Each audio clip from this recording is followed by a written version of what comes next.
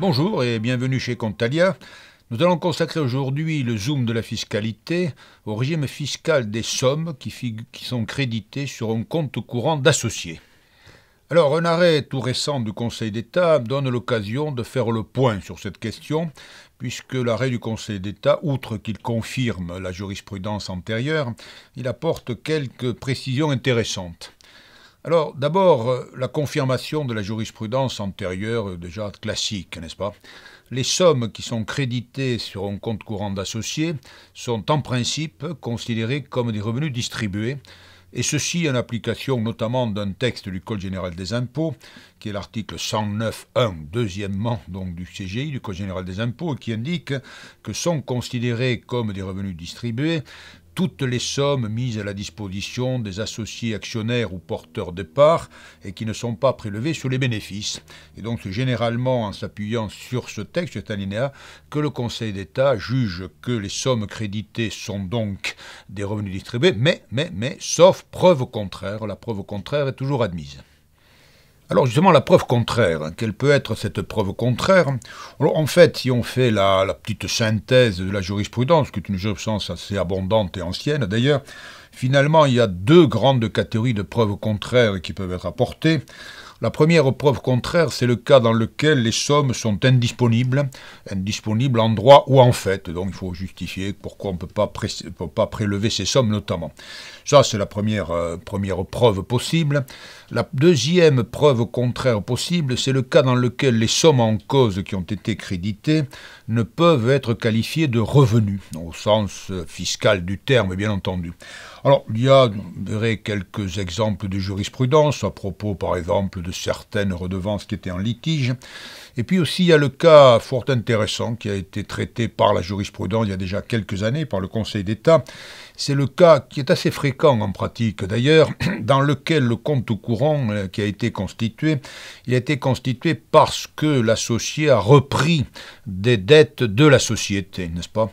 Et alors là, dans ce cas, la preuve contraire, nous dit le Conseil d'État, peut être apportée par tout moyen, parce qu'il s'agit d'une substitution de dette, c'est-à-dire c'était une dette de la société, et puis donc ça devient une dette à l'égard de l'associé, par le biais de son compte courant, c'est donc une substitution de dette, donc on peut apporter la preuve par tout moyen.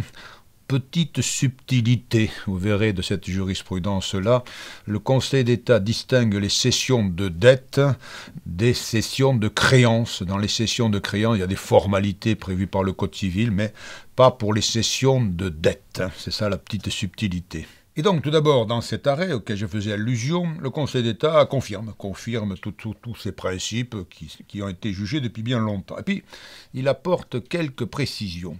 Alors, les faits, en deux mots, n'est-ce pas? Il s'agissait d'un cas dans lequel une société avait comptabilisé un compte courant, c'était en 2007, avait comptabilisé une somme en compte courant, une somme relativement importante.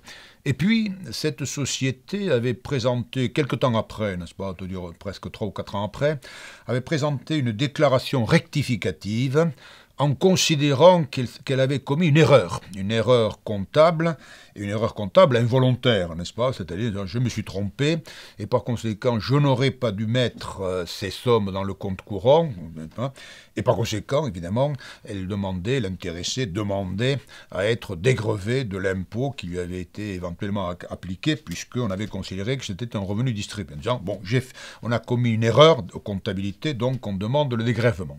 Demandant le grèvement, eh bien, le Conseil d'État donne tort à le contribuable. Et alors, il apporte des précisions, et précisions évidemment importantes. D'abord, il dit, le fait d'avoir commis une erreur involontaire, au fond, peu importe. Et puis, en plus, il y avait un autre argument qu'apportait le contribuable et que le Conseil d'État rejette. Le contribuable disait, mais je n'ai pas prélevé ces sommes. Par conséquent, je ne dois pas être imposé. Le Conseil d'État lui donne tort, n'est-ce pas? Parce qu'ici, il faut rappeler une petite chose, n'est-ce pas, qu'on oublie un peu parfois. Quel est le revenu imposable à l'impôt sur le revenu? Il faut faire appel au grand principe, vous savez.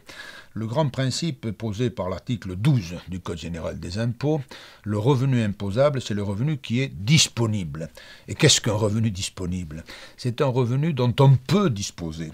Et donc, je reprends l'exemple de cette personne qui avait donc cette somme créditée en compte courant. Elle dit, mais je ne l'ai pas prélevée.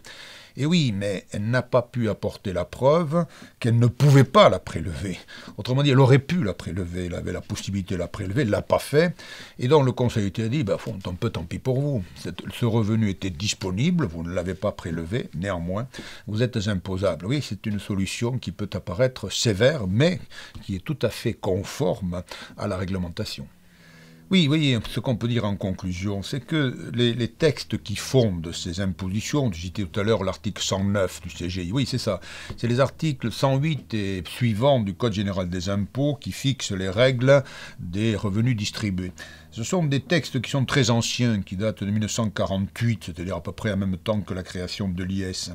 Bien, ce qu'on peut dire en conclusion, et le régime des sommes créditées à le compte courant en est une belle illustration, c'est que l'esprit général de ce texte, c'est que toutes les sommes désinvesties par une société sont en principe des revenus distribués, sauf évidemment les preuves contraires, comme on a pu le voir. Je vous remercie, et je vous dis au revoir, et rendez-vous pour un prochain rendez-vous de la fiscalité.